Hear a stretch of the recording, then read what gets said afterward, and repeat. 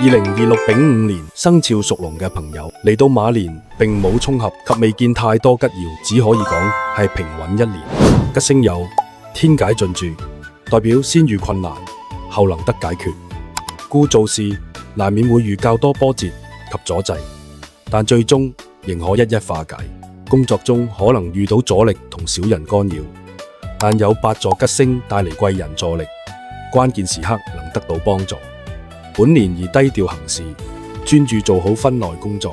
凶星有天狗、吊客、喪門、羊刃飛臨，需要特別關注家中長輩健康同自身安全，務必多關懷常探望。若有唔適應，盡快陪同就醫。同時羊刃會引致血光，慎用刀具利器，令高風險活動攀石、滑雪、水上活動應免則免。